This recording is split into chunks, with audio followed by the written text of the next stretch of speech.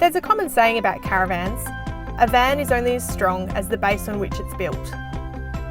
Unlike many other manufacturers, Jayco builds its own endurance chassis. But what exactly is an endurance chassis? Let's take a sneak peek into Jayco's chassis shed and find out. The shed is a loud, busy place, which is not surprising. Jayco builds 45 complete chassis here every day.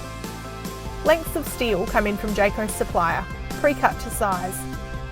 These are laid out like a giant jigsaw puzzle before they're welded together.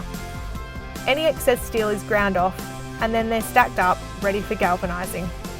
Jayco chassis are hot dip galvanised, which means they're coated with a thin layer of zinc to prevent the steel from corroding.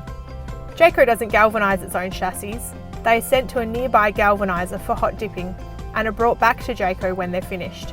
Trucks pick up and drop off chassis to and from Jayco every day. It takes about 3 days from when the chassis are picked up to when they're dropped back. Once the chassis are galvanised, they're turned upside down on a trolley and rolled through a production line, ready to have components, including suspension, added to them. Jayco brought the chassis shop back in-house approximately 15 years ago. We brought it in-house for a number of reasons. One, obviously there's operational efficiencies that we can gain by bringing it in-house.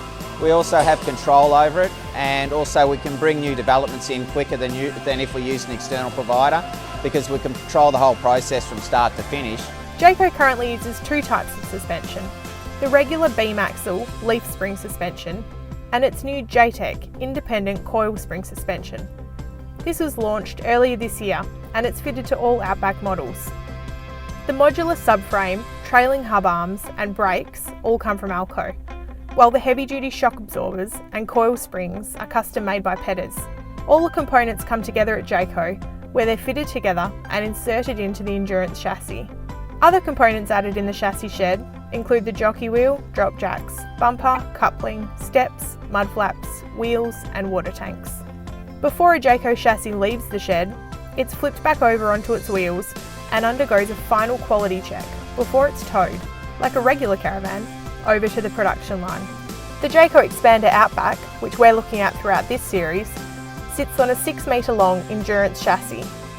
The main chassis rails are 6 inches high, compared to the 4 inches used on non-Outback models. This gives it a greater strength and also a higher ground clearance. The Expander Outback's chassis has pressed hole steel C-section cross members between the main rails. These are shaped a bit like a C and have holes cut out of them, which makes them very lightweight. The chassis is still very strong, and the holes allow the underfloor plumbing and wiring to be run underneath and protected.